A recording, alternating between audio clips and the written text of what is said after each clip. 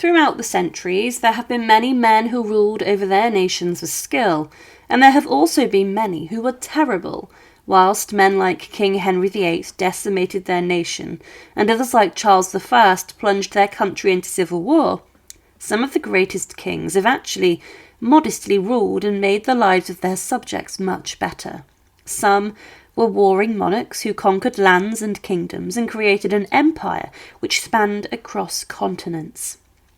But in the centuries after these kings' deaths, their coffins and burial vaults have actually been opened and broken into for a number of different reasons, from stealing the bones of a six-wifed monarch to seeing how decayed corpses were centuries on.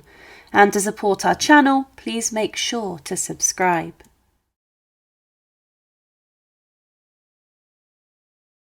Charlemagne was the son of Pepin the Short, the first Carolingian king of the Franks and Bertrada of Leon.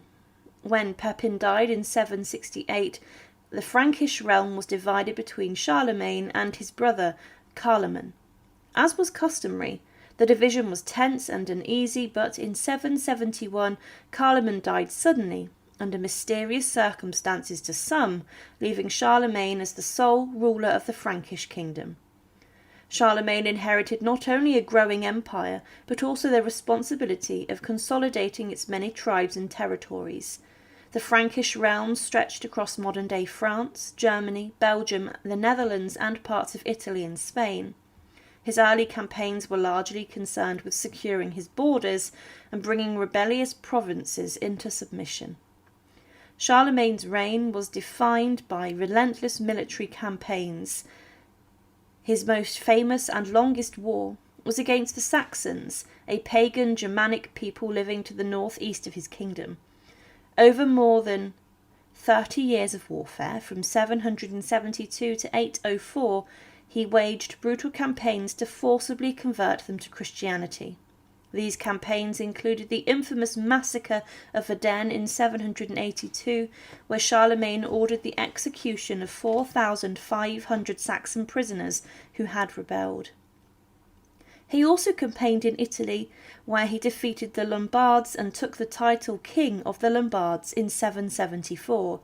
In Spain, he launched the ill-fated expedition against the Moors in 778, which ended in retreat and the ambush of his rear guard at the Battle of Rovrincourt Pass, a moment immortalised in the Song of Roland, a cornerstone of French literature. Through conquest, Charlemagne greatly expanded the Frankish realm, eventually ruling over an empire that covered most of Western and Central Europe. Perhaps the most defining moment of Charlemagne's reign came on Christmas Day 800. While attending Mass at St. Peter's Basilica in Rome, Pope Leo III crowned him Emperor of the Romans. This event had enormous symbolic and political significance. The Western Roman Empire had fallen over 3 centuries earlier, but with this coronation, Charlemagne was presented as the heir to that imperial legacy. It was a revival of the concept of a unified Christian empire in the West and marked the birth of what would become known as the Holy Roman Empire, a political entity that would endure in various forms until 1806. However, the coronation was not without controversy. It put Charlemagne at odds with the Byzantine Empire, which still claimed to be the legitimate heir of Rome. And although Charlemagne accepted the title, he was said to have been surprised by the Pope's act and may have been politically ambivalent about the implications. Charlemagne's imperial ambition was not merely territorial. He saw himself as a Christian ruler with a divine duty to promote and protect the faith. His reign coincided with the Carolingian Renaissance, a revival of learning, art and culture centred on Christian and classical ideas. He reformed the Frankish Church, sought to standardise liturgical practices, and enforced moral discipline among the clergy. Under his rule, bishops were better organised and monastic life was revitalised, especially under the Benedictine rule. Charlemagne was a patron of education. though himself may have only learnt to read later in life and never mastered writing, he gathered leading scholars at his court, including Clwyn of York, an Anglo-Saxon cleric, who helped establish a palace school at Aachen, Aix-la-Chapelle. Latin manuscripts were copied and preserved, classical learning was revived, and new, legible scripts, Carolingian minuscule, was developed, laying the groundwork for the preservation of knowledge through the Middle Ages. Charlemagne's private life was complex and often unorthodox. He married at least 4 times and had numerous concubines, fathering over 18 children. He was reportedly very attached to his daughters, refusing to allow them to marry during his lifetime, possibly to avoid political entanglements. In governance, Charlemagne implemented a highly organised system of administration. He appointed loyal nobles, counts and dukes to oversee territories, but also sent royal agents to ensure their obedience and accountability. He held annual assemblies to review policies, hear petitions and pass laws. These measures were groundbreaking in centralising royal authority across such a vast and diverse realm. Charlemagne died on January 28, 814, at his palace in Aachen, after suffering from a high fever and pleurisy. He was 66 or 67 years old, a venerable age at the time. His body was entombed in Aachen Cathedral, which he had built during his reign, and the tomb became a site of imperial coronations and remains a symbol of his enduring legacy. He was succeeded by his only surviving legitimate son, Louis the Pious, but the vast Carolingian Empire did not long survive his death. Within a few generations, the empire fractured under the strain of internal division and external invasion, especially from Vikings, Magyars and Saracens. Now, immediately after his death, it was claimed that his body was washed and cared for in the usual manner, and was then carried to the church and interred amid the greatest lamentations of all the people.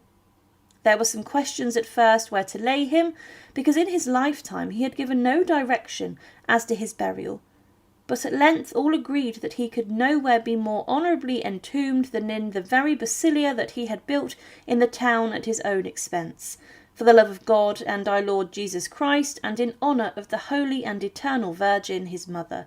He was buried there the same day that he died. An gilded arch was erected above his tomb with his image and an inscription.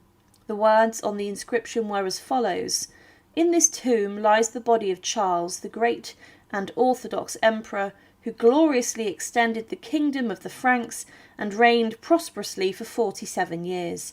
He died at the age of 70 in the year of our Lord 814. And the 7th indiction on the 28th day of January." But this was not the final resting place inside of the chapel of Aachen, but within a few hundred years desecration of the burial vault began. In the year 1000, Otto III, who wanted to show himself as a direct successor to the great king, had the burial vault of Charlemagne opened. It was claimed at the time that the uncorrupted and perfectly preserved body of Charlemagne was found and was discovered seated upon a marble throne, wearing a crown on his head, and that there was a sceptre in his hand with the Gospels on his lap. Otto III allegedly then robbed some of the relics from his tomb, and in 1165 the remains of Charlemagne were exhumed by Holy Roman Emperor Frederick Barbarossa. He had them displayed as a holy relic, but then Barbarossa had the remains reburied in an elaborate 3rd century Roman marble sarcophagus. But he didn't remain here for long. In 1215, Frederick II had Charlemagne exhumed yet again. He commissioned a goldsmith to make a huge and richly decorated gold casket, which would hold the deceased king's now bones, as his skin had decayed due to the time that he passed and the repeated disturbing of the remains. What was created was known as the Karl Shrine, and it was placed in the centre of the Palatine Chapel to begin with. The shrine is incredibly decorated in gold and silver and has many religious figures on it. Today it would be worth millions and millions. But then, as predicted yet again, the shrine and resting place were broken into. In 1349, some of the bones were removed by Holy Roman Emperor Charles IV. He then had a gold reliquary made to hold a thigh bone and a bust of Charlemagne, which held the skull cap. Louis XI of France then did a similar thing, taking the ulna and radius of the right arm, and he made a reliquary of an arm to hold the bones. In 1861, the remains were exhumed yet again, but this time so they could be studied. The skeleton of Charlemagne was reconstructed, and it was discovered that he was around 6'4" tall. Some estimated that he was even taller. The investigation showed he had broken his right collarbone in life, which had revealed that he had an elongated skull, showing signs of old age. In 1988, another investigation took place, but this one was done in secret.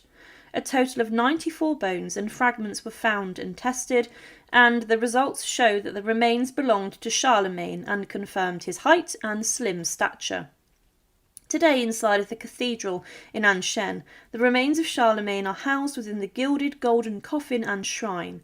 They haven't been touched or looked at for 40 years, and have been left to rest, finally. There isn't more which could be discovered about the iconic king's life and death from the body, so it's likely that 1200 years on from his death, that the remains and corpse of one of the most brilliant medieval kings in Europe will finally be left to rest. Charles XII was born on June 17, 1682, in Stockholm to King Charles XI and Queen Ulrika Eleonora of Denmark. His father, a capable and stern ruler, had strengthened Sweden's monarchy and its military during his reign. Charles XII was raised in an environment that valued discipline, loyalty, and martial prowess. From a young age, he showed an aptitude for physical challenges. He was known for his horsemanship, fencing skills, and intellectual abilities, especially in mathematics and languages. When Charles XI died in the April of 1697, the 15-year-old Charles XII inherited the Swedish throne. And despite his youth, the Swedish Riksdag, the parliament, declared him of legal age to rule, and he quickly gained a reputation for his strong will and determination. His early years as king were relatively peaceful, but the calm did not last long. Sweden's neighbours saw an opportunity to strike at a young and inexperienced monarch. The Great Northern War, from 1700 to 1721, pitted Sweden against the powerful Denmark-Norway, Saxony, Poland, and Russia, led by the ambitious young Tsar Peter I, later Peter the Great. In 1700, this alliance launched a coordinated attack on Swedish territories, hoping to dismantle Sweden's dominance in the Baltic region. Instead of faltering, Charles II demonstrated a remarkable ability to lead and inspire his armies. At the age of 18, he personally led Swedish forces against Denmark, forcing King Frederick IV to withdraw from the war in just a few months. He then turned his attention to Russia. One of Charles XII's most famous victories came from the Battle of Navarre on November 30th, 1700. Facing a Russian army of nearly 40,000 men, Charles commanded only about 10,000 Swedish soldiers, despite being outnumbered 4-1. Charles launched a daring assault during a blizzard. The well-disciplined Swedish infantry and cavalry, combined with Charles' aggressive strategy, routed the Russian forces, inflicting massive casualties. The victory at Navarre not only stunned Europe, but also cemented Charles XII's reputation as a military genius. However, rather than marching on Moscow to finish off Russia, Charles turned south to confront Augustus II, the Elector of Saxony and King of Poland, who posed an immediate threat to Swedish-controlled territories. Charles II spent the next several years fighting in Poland and Saxony. His goal was to remove Augustus II from the Polish throne and replace him with a Swedish ally. Through a series of victories, including the Battle of Klitzkau in 1702, Charles systematically defeated Augustus's forces. By 1706, he had installed Lesinski as king in Poland, achieving his objectives in the region. This period highlighted Charles's relentless pursuit of his enemies. He He led his troops with an almost ascetic lifestyle, wearing simple clothing, sleeping on the ground, and sharing the hardships of his soldiers. His personal courage on the battlefield inspired intense loyalty, but this single-minded focus on war also strained Sweden's resources. With Poland subdued, Charles XII turned once more to Russia. In 1708, he launched a massive invasion, leading an army of around 40,000 men deep into Russian territory. However, this campaign would prove to be his undoing. Tsar Peter the Great had reformed and modernized the Russian army since the defeat of Navarre. Using scorched earth tactics, Peter avoided direct confrontation, instead burned villages and supplies, leaving the Swedish army to starve during the brutal winter of 1708 to 1709. By the time Charles reached Ukraine, his forces had been reduced to fewer than 20,000 exhausted men. The decisive moment came at the Battle of Poltava on June 27, 1709. Charles XII, wounded just days before the battle, could not personally lead his troops.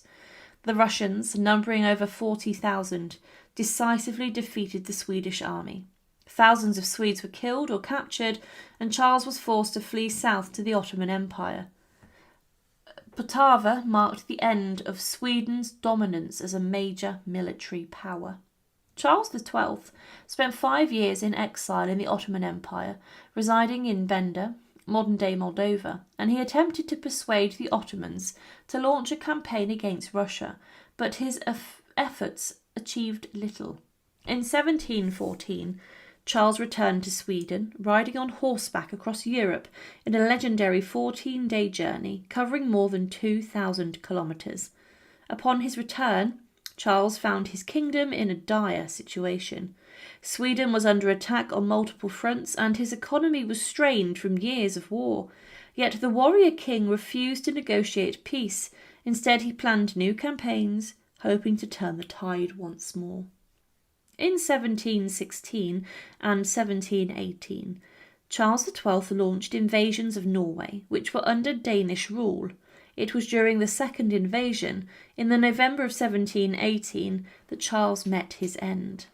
On November 30th, while inspecting trenches during the siege of the fortress of Fredriksten, he was struck in the head by a bullet and killed instantly. He was 36 years old. Now, in the following years after his death, Charles XII's coffin and burial vault have been opened a number of times. It was opened in 1746, 1859 and 1917. On each of these occasions, the coffin was opened to try and piece together his final moments and to work out where the shot came from that killed the king, as there had been a debate as to whether he was assassinated by his own men and or soldiers. When the coffin was opened each time, what was found was shocking. It was evident the king had a relatively instant death due to the significant injury to his skull. A shot or projectile had entered one side of the king's head and gone straight through to the other side.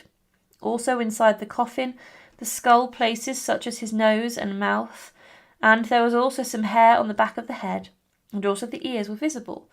In 1859, it was concluded that the wound was from a shot from a Norwegian fort, but then in 1917, it was documented after X-ray that the skull that was the mortal wound was consistent by being hit by a bullet with a speed not higher than 150 metres a second. This meant that it was possible that the king was hit by an iron grape shot and killed.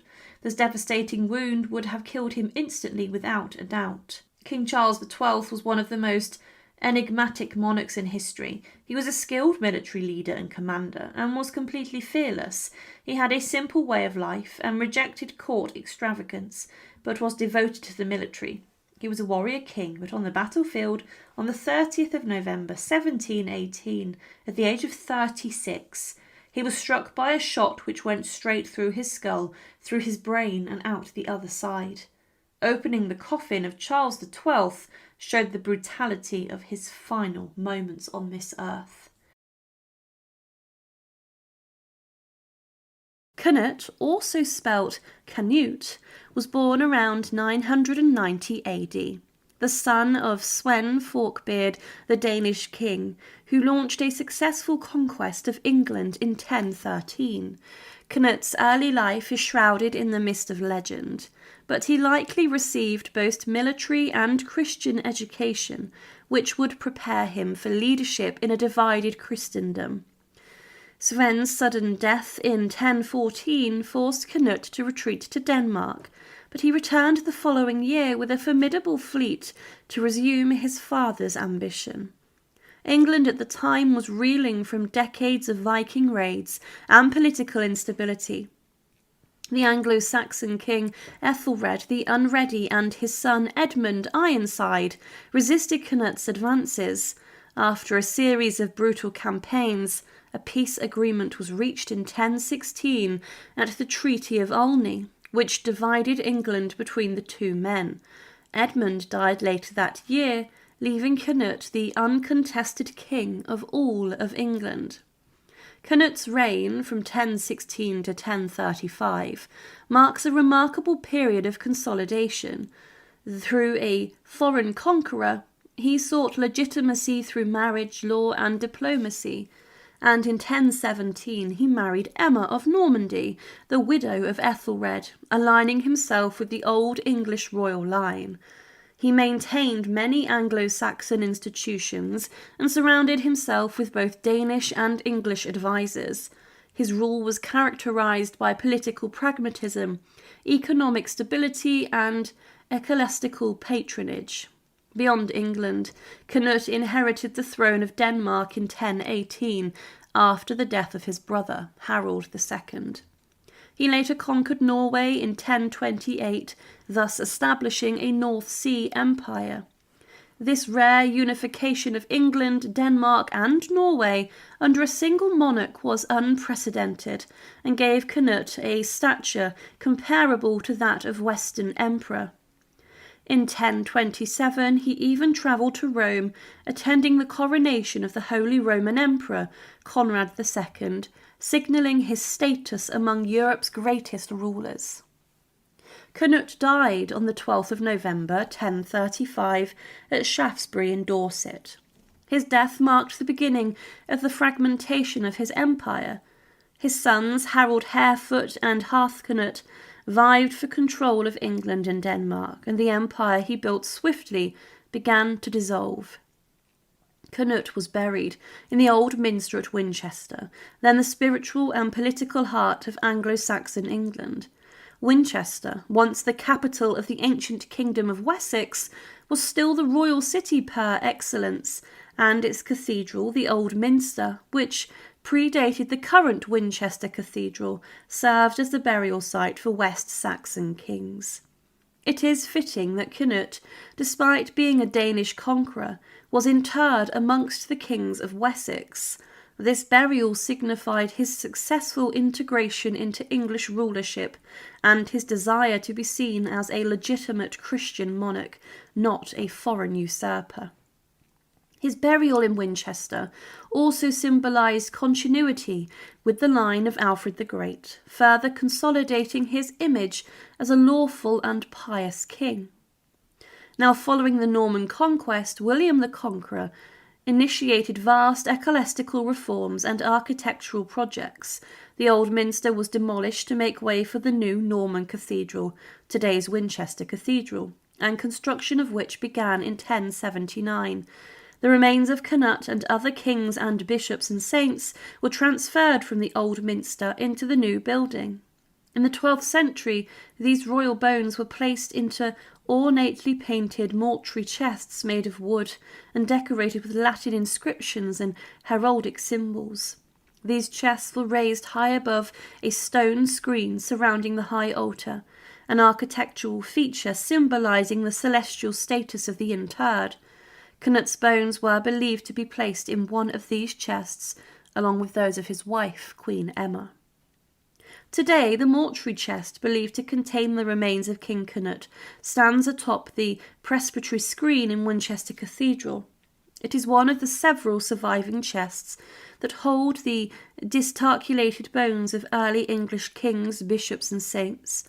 These chests, while now simple and time-worn, once bore brightly painted images of saints and heraldic emblems, designed to glorify the deceased and inspire reverence.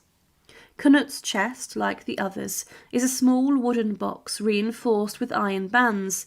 It bears an inscription in Latin naming the monarch it contains. Over time, the contents of the chests have been disturbed multiple times, especially during the 17th century English Civil War. In 1642, parliamentary soldiers sacked Winchester Cathedral, smashing stained glass and ransacking royal tombs. The mortuary chests were thrown to the ground, their contents scattered. Some of the bones were looted or lost, and others were haphazardly replaced. Records from the time describe soldiers playing football with skulls of kings. This desecration complicated further identification of the bones. Despite this, the chests were later restored and replaced on presbytery screen. However, it's no longer certain whose bones rest within which chest. Modern analysis suggests that the chest may now contain a mixture of remains belonging to various individuals, including kings such as Egbert, Edmund I, Edred, and William Rufus, as well as bishops and queens. And in recent years, researchers have attempted to resolve the confusion caused by the Civil War desecrations. In 2019, a team of scientists led by the University of Bristol osteoarchaeologist Heidi Dawson-Hobbis conducted the first comprehensive scientific study of the bones in Winchester's mortuary chests. Using radiocarbon dating, isotope analysis, and DNA sequencing, the team examined over 1,300 bone fragments from 6 chests. The study revealed that the bones came from at least 23 individuals, many of whom lived in the 10th and 11th centuries. Some of the remains belonged to children, others to older men, and these findings support the belief that the chests do indeed contain the remains of Anglo-Saxon royals. In the case of King Cnut, the data was less conclusive. It's believed that several bone fragments in one chest may belong to a tall, robust male who died in the Middle Age, consistent with Cnut's age and physiques as recorded in historical accounts, but still, absolute confirmation remains elusive, partly because Cnut's wife Emma and others from the period are also candidates for inclusion. The survival of Cnut's remains, albeit in a fragmented and uncertain state, provide a powerful connection to a man who once held sway over an empire stretching from Irish Sea to Baltic. His interment in Winchester, amidst the ancestral burial grounds of the Wessex kings, serves as both a political statement and a symbol of assimilation. The tomb and mortuary chest of King Cnut in Winchester Cathedral embody a remarkable convergence of history, religion, and royal symbolism, from his rise as a Viking prince to his rule as a Christian king and emperor. Cnut represents a rare fusion of conquest and consolation. His bones, once scattered by soldiers, later recollected with reverence, still lie within Winchester's great cathedral, silent witness to a forgotten empire. In an age of fleeting power and fragile kingdoms, Cnut's story endures. His mortuary chest, perched above the cathedral's sacred heart, offers more than the relics of a distant past. It serves as a reminder of kingship, impermanence, and the quiet persistence of memory across centuries. Henry V, throughout his early life, probably never expected to become the king, but his father, Henry IV, did manage to depose his cousin, Richard II. After his father was exiled, Richard II actually took the future Henry V into his custody and treated him well. But when his father came back to usurp Richard II, Henry then embarked in a career in the armed forces. He was commanding much of the English army, and he led forces against the Welsh, and he helped stave off the troops of Henry Hotspur Percy during the Battle of Shrewsbury. But at the age of 16, Prince Henry was almost killed as he was shot in his left cheekbone by an arrow. He was given the best care, and a wound that would have usually killed ordinary soldiers got better. He was treated with honey as an antiseptic, and he managed to extract dirt from the wound and was left with scars, but he did recover well. Henry continued to fight on against the Welsh, but he became the king on the 20th of March 1413 and was crowned weeks later at Westminster Abbey on the 9th of April. There was a huge snowstorm during this, and people in England thought it was a bad omen. Henry was a very tall man, and he was said to have had eyes flashed from the mildness of a dove to the brilliance of lions. And, as king, he worked on a number of changes to England, and he dealt with former rivals well and gave everyone a clean state. When he was encountering danger, he dealt with it well, showing that he was a competent and a good leader. He also ordered the use of English in his government rather than Old English and French, and he wrote in English. But with regards to his problems in France, with the 100 Years' War raging on, he needed to show his strength on the battlefield. Henry's best known for the Battle of Agincourt, in which he led the English army to a spectacular victory against the French. He was given the promise of the French throne after the death of the French king, and was made the heir to the French throne. The brilliant work he did for the English against the French during the 100 Years' War would later be undone in the years after his death. However, on his deathbed he claimed that he wanted to live longer to rebuild the walls of Jerusalem. The warrior king wanted to embark on a final crusade to the Holy Land. On the 31st of August 1422, whilst at the Château de Vaucancy in France, Henry V died. He was 35 years old, and it's believed that he died from dysentery, which he caught in the days after the siege of Meaux. He quickly succumbed to his death, and some historians claimed that he died from a different condition, or a disease such as smallpox. In France at the time, it was incredibly hot in the summer months, and Henry V was riding around in a full set of armour, and he caught a terrible fever, probably caused by heat stroke. However, he never got better. He would spend some time being carried around by those who attended on him, as he was so weak, and he could not mount his horse as he was so weak. He was then waited on for a few more weeks, and then he succumbed to his death. He had ruled over England for only 9 years, and despite being considered one of the greatest kings, he only ruled for a brief period, unlike some of his predecessors. He also never met his successor, King Henry VI, who was just a very young baby when he took the throne of England and also France. The body of the English king was then taken across the English Channel, and his brother brought the remains back to his capital. It had rested inside a ruined cathedral for some time, and the funeral procession was massive as the coffin was taken from Dover to St. Paul's Cathedral. On top of his coffin was Henry V's life-sized effigy, which showed the king with a crown on his head and a sceptre of power in his hand. His coffin was taken to Westminster Abbey on the 7th of November 1422 for his funeral and his burial. It was a huge spectacle, and horses carried the king's coffin into Westminster Abbey on a chariot. Money was given by Henry V for a chantry chapel to be erected over his coffin and tomb following his interment, and the tomb was a large one too.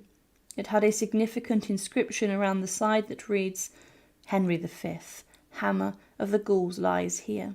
Henry was put in the urn 1422. Virtue conquers all. The fair Catherine finally joined her husband, 1437, flee idleness. On top of the tomb is a lifelike effigy of the king, which is made from silver, and other symbols are found on the tomb, as well as a lion resting at his feet, showing his power, that the most powerful of animals were under Henry V's feet. Some of the items used in the funeral procession, such as a shield and a helmet, have been stood the test of time and can be seen inside of Westminster Abbey today. However, there was a huge discovery made in 1953 regarding the tomb of King Henry V. For over 500 years his tomb and coffin had been sealed and had not been opened, with Henry being one of the few kings who was not disturbed in their coffins and tombs. But in the 20th century, the decision was made to try and open the tomb, and is not recorded as for the reason for the investigation. His tomb was opened, and he had some work done on his tomb in the years following. However, It claimed that during the investigation work regarding his tomb, the remains of another man may have been discovered as sharing a tomb with the former English king. A small hole in the floor of the base of the northern turret of Henry V's chantry was discovered, and there was a cavity underneath. With this, the excavation of the remains of a man of 6 foot in height was found in a stone-lined grave, along with a crozier and a gold ring. The grave had been disturbed when the chantry was built, and these remains belonged to the Bishop of Norwich and close friend of Henry V, Richard Courtenay. Courtenay had been with Henry V in France and had died of illness at the siege of Harfleur, but then Henry V had his remains repatriated back to Westminster Abbey, and he was buried next to, if not within, the same tomb as Henry V. He was a trusted friend and adviser to Henry V, hence why he ordered his remains to be interred in the place that the king had probably outlined for his own burial. Some have considered why Henry V and Richard Courtenay were buried very close to each other. Some historians have speculated if there could be anything more than friends. However, this is unlikely. The bishop had died years before Henry V, and he had been laid to rest in a grave right next to where Henry V was buried, and the floor in the base of the chantry discovered Courtenay's remains. There was nothing inside of Henry V's testament and will that he would be buried with anyone. It was assumed that his wife would be laid to rest alongside him, but this never occurred, and Catherine of Valois' remains were actually subjected to a harrowing amount of defilement over a period of 400 years. But Henry V was a warrior king, and he was someone who for many years wanted to conquer France, and he would succeed in his determination to be made the heir to the French king. His son, Henry VI, did succeed him as the King of France and England, but he would be very young, and he never lived up to his father's high kingly standards. But in the years following, Henry V's reputation is one of being a brilliant yet ruthless king. But the mystery about the burial of one of his closest friends practically under his tomb is one that is less known about than his stunning victory at Agincourt. Edward the Confessor was the last king of the Wessex dynasty to rule over England. He was known for his religious devotion and also for the fact he built Westminster Abbey, where many other kings and queens are buried today. He ruled at a rather troubled time, and there were many wars and conflicts regarding succession to the throne before and after his reign. He was himself a rather reserved man, and he was not involved in much upheaval, and he waited until many other contenders for his throne had been killed or died, and eventually he was the last one standing. His reign was one which was rather peaceful and prosperous, and a lot of England was in the hands of powerful earls and barons before he came to the throne. But Edward did not dispute their power and got on with ruling.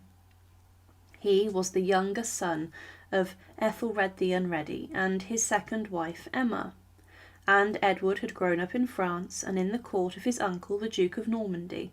His mother later married Cnut, the son of Sven, the Viking invader, and with this his mother reclaimed her position as queen, and this gave Edward the claim to the throne. When Cnut died after a reign of 20 years, he had a huge empire which included Denmark, all of Scandinavia, and even parts of Poland as well as England.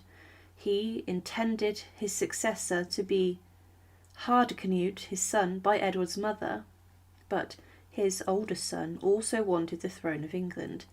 Edward's brother Alfred even tried to take the throne, but he was killed, and eventually Edward the Confessor succeeded, and he was known for his patience and gentle nature. But he was helped in ruling by one of the most powerful men in Europe, the Saxon Baron Earl Godwin, or Harold Godwinson.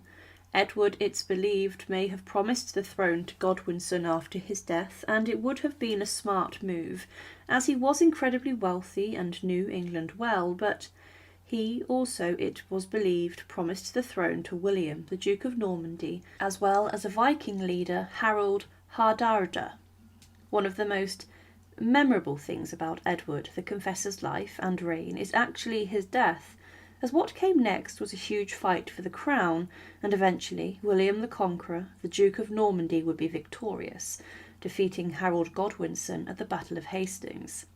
Now, the day after Edward the Confessor's death, he was buried inside of Westminster Abbey, the very huge church which he had commissioned and built, and still today Westminster Abbey stands as the heart of English worship, almost 1,000 years after King Edward's death. Specifically, he was first buried beneath the high altar, but over the centuries his burial site was broken into. The king's grave was first opened by King Henry I, and then later under Henry II, when Edward was canonised as a saint by the Pope in 1163. During this second break into the coffin, it was discovered that his remains had been perfectly preserved, and that his body looked very lifelike, and as fresh as the day it had been buried. His ring and vestments were then removed, but during the rebuilding work of Westminster Abbey under King Henry III, the body of Edward the Confessor was buried in a shrine. This had a wooden superstructure on the top of a stone base, and at the top the body of the king was placed inside of a new coffin. Also inside of this was placed the heart of another man, the grandson of King Hon, Henry of Almaine, and he wanted his grandson's heart to rest with a saint. So, to put this in the coffin, it had to be opened again in around the year 1271. Edward's old coffin was then later used for the interment of King Henry III to begin with. But further desecration and damage would be made to Edward the Confessor's remains and shrine. Following the dissolution of the monasteries, the coffin of the king was removed from the shrine, and it was done by taking down the stones at the end of the shrine, and the body was then buried nearby. Henry VIII's agents and forces robbed thousands of churches of their wealth, and they didn't stop at Westminster Abbey. The whole shrine was dismantled and taken down, but it was under the reign of Henry's eldest child, Mary I, reassembled and recreated on the 20th of March 1557. A painted inscription was also added, telling people who was buried there. But it was rebuilt quickly and rather shoddily, and some of the pieces of the shrine were also allegedly missing.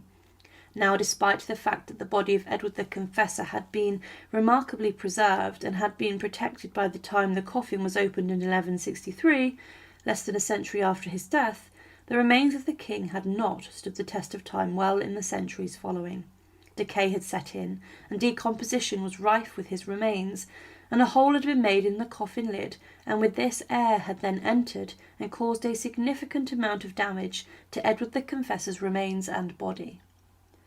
When people peered into the coffin through the hole in 1685, over 600 years after his death, it was found that the king's remains were only a skeleton. The coffin lid was lifted, and it was said that the head was sound and firm, with upper and lower jaw hole, and full of teeth with a life of gold, above an inch broad in nature, as a coronet surrounding the temples.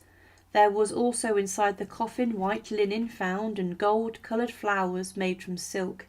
It was stated that there were all his bones, and much duty likewise. It had also been stated that one of the chairmen, a man named Charles Taylor, using a ladder, managed to put his hand into the coffin and took from beneath the bones a richly enamelled crucifix and also a gold chain measuring 24 inches long.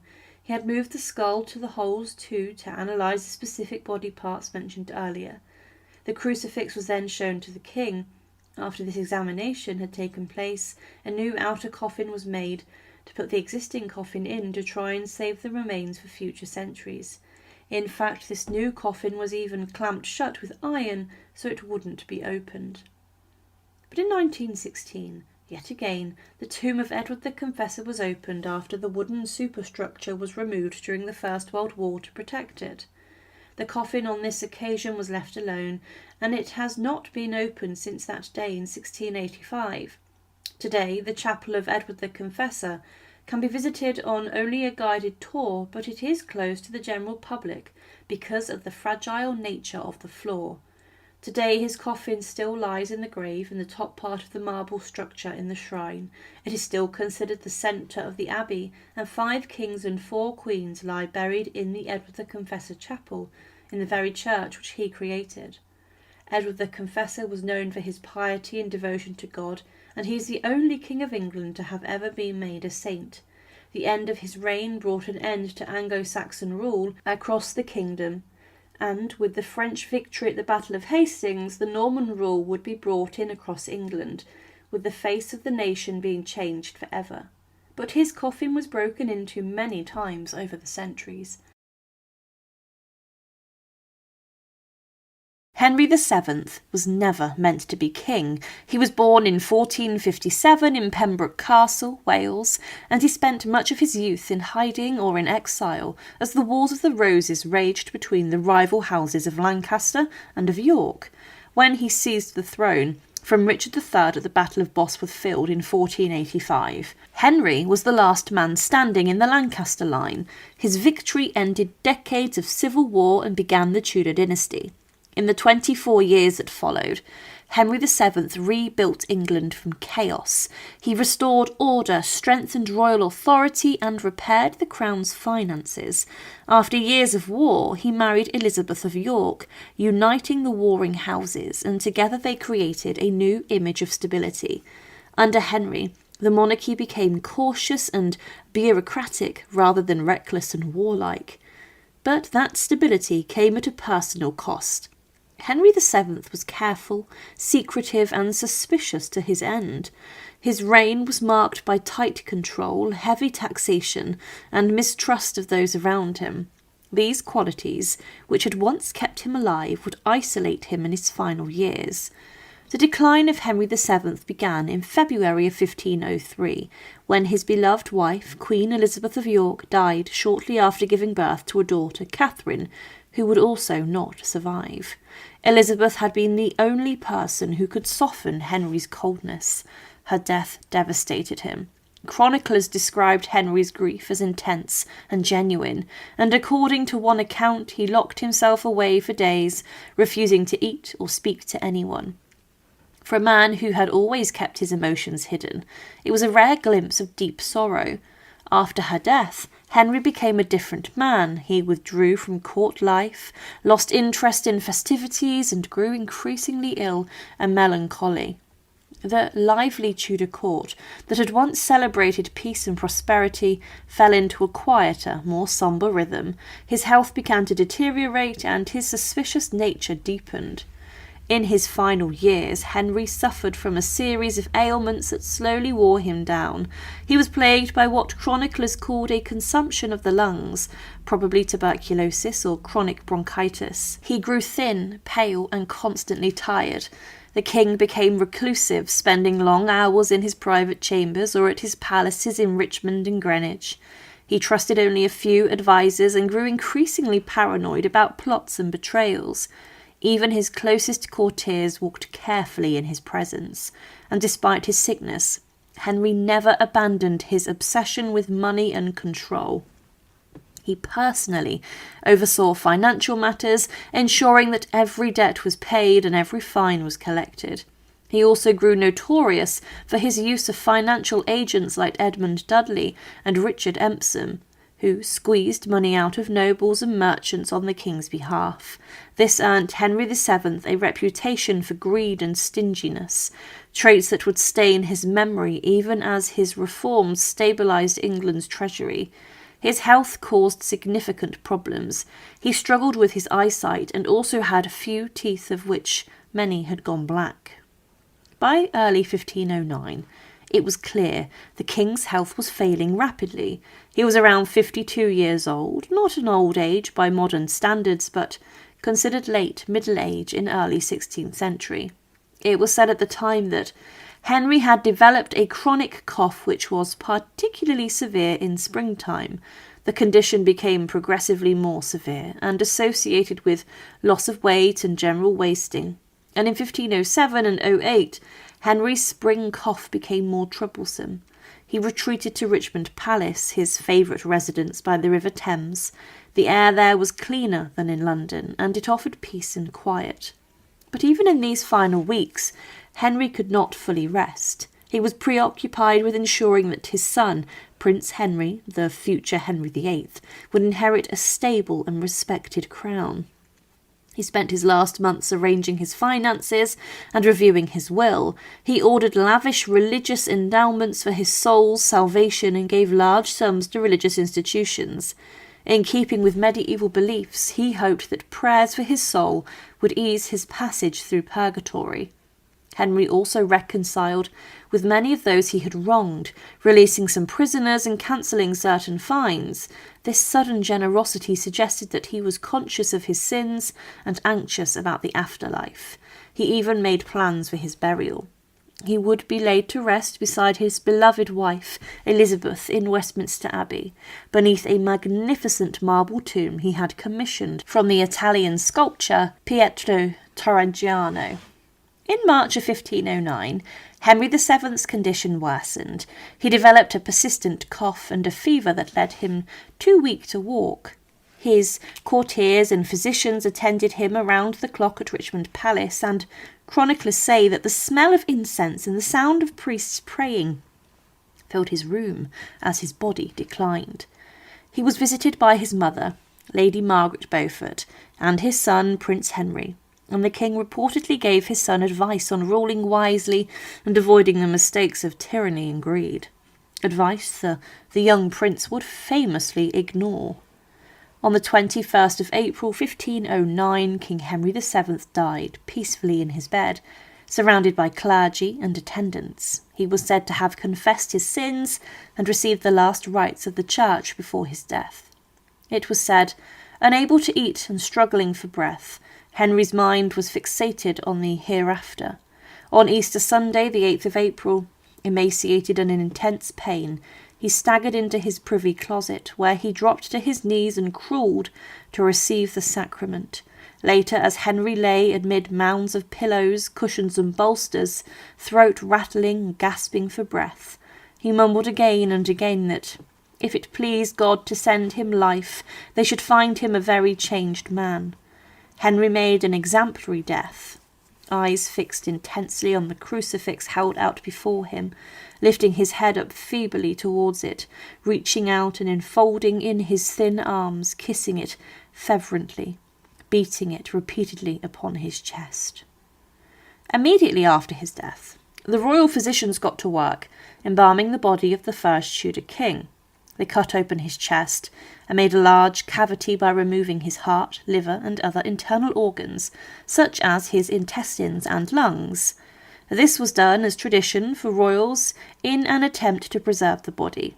These organs were then placed inside of a separate lead-lined container and box, and his body was washed in perfumes and was then prepared inside of a lead-lined coffin. The lead inside of the wooden coffin would offer more protection against decay and rot, but the body had also been wrapped in a thick cerecloth, a wax-dipped shroud, which was aimed to preserve the remains more. Now Henry VII was buried inside of a royal vault at the heart of Westminster Abbey, inside of his Lady Chapel, alongside his Queen, Elizabeth of York. But the burial vault of Henry VII was opened a number of times over the years. Following the death of the final Tudor Queen, Elizabeth I, she was interred inside the vault for some years, but her coffin was then removed and placed inside of a separate vault. But there was also another change when the coffin of the first Stuart king, James I, was placed within the vault too. The man who opened the vault and discovered it claimed it was with a feeling of breathless anxiety amounting to solemn awe which caused the humblest of workmen employed to whisper in bated breath, as a small opening at the apex of the arch admitted the first glimpse into the mysterious secret which had hereto eluded this long search. The burial vault was rather small, and the floor was in pristine condition, and there was no condensation. The coffins were said to have been in very good condition too. However, there was a deadly chill inside of the vault. Both of the coffins of Henry VII and Elizabeth were lead, and the wooden casing had been removed to fit James inside. The coffins were shaped at the head and shoulders, and Henry's had a lead inscription plate that said, "Here lies Henry VII, King of England, France and Ireland, who died on the 21st day of April in the 24th year of his reign, and in the year of our Lord 1509. Now, due to the conditions of the vault, it's very possible that the remains of Henry VII were well preserved, and today his corpse may be intact due to the lead-lined coffin and also the cerecloth inside protecting and wrapping the remains. If true, this means that the first Tudor king's body may be as fresh as the day he died 500 years later.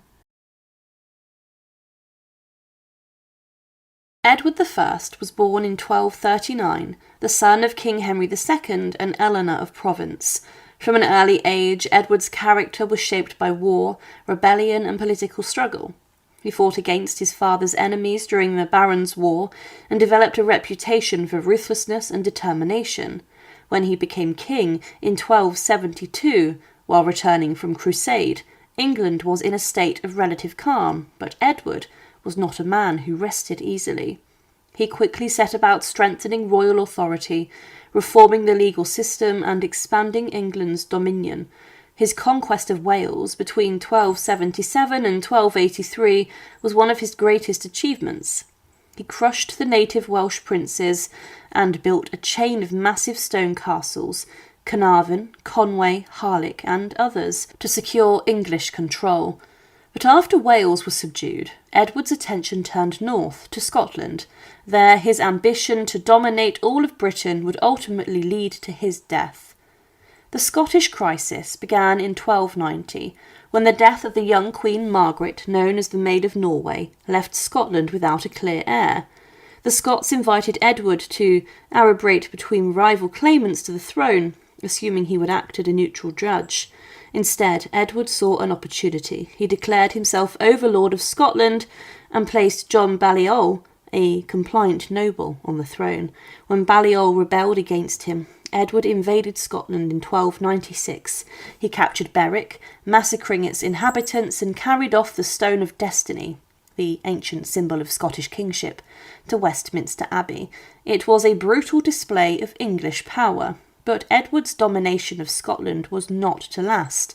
In 1297, the Scots rose again under the leadership of William Wallace.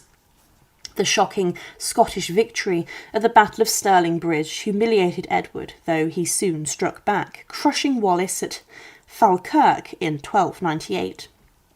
Wallace was later captured and executed, but rebellion continued to simmer.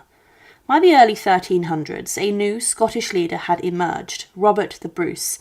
In 1306, Bruce crowned himself King of Scots, murdering his rival John Comyn in a church in Dumfries.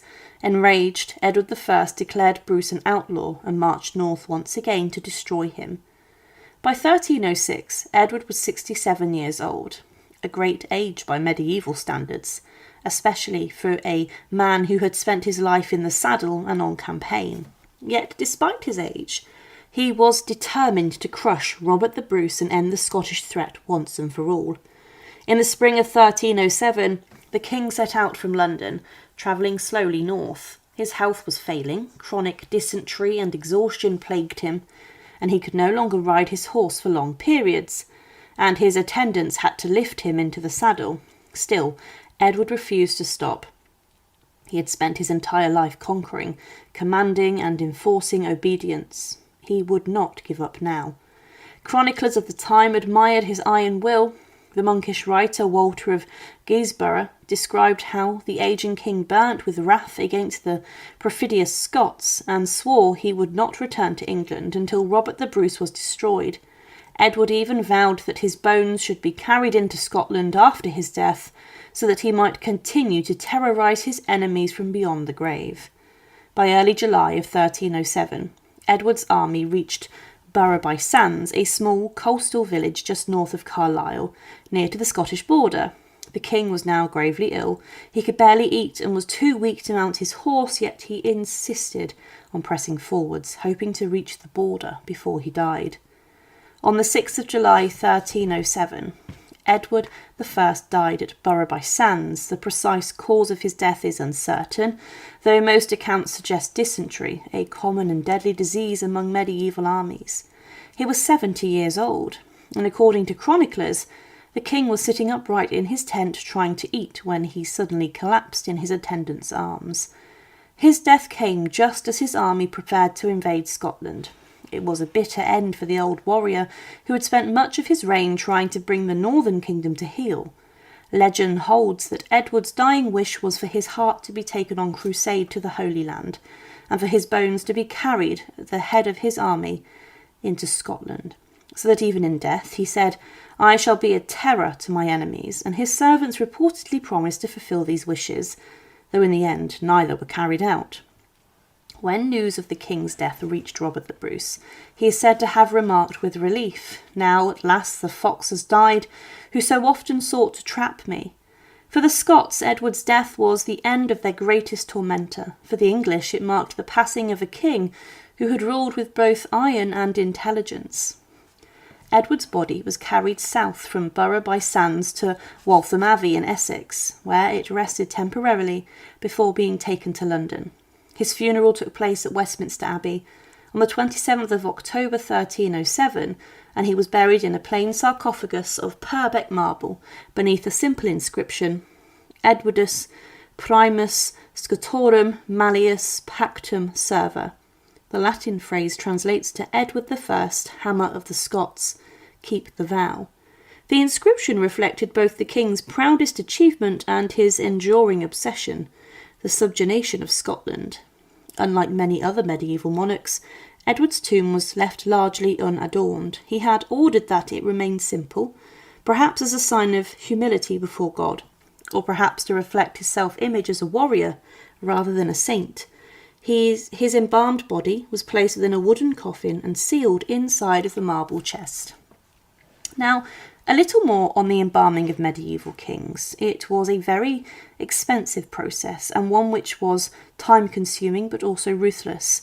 Straight after his death, physicians would have tended to Edward's corpse, and they would have cut straight down his stomach and taken out his vital organs and entrails. This included his heart, lungs, liver, intestines, and this was done to keep away decay and to prevent the body from rotting quickly and immediately. The cavity left was then washed and was treated with spices and other materials to keep it allegedly fresh. Then the body was washed again, and then wrapped in a thick cerecloth, a linen shroud, which was dipped in wax. This helped to prevent anything getting into the body, meaning that this also secured air out and prevented the body decomposing quickly.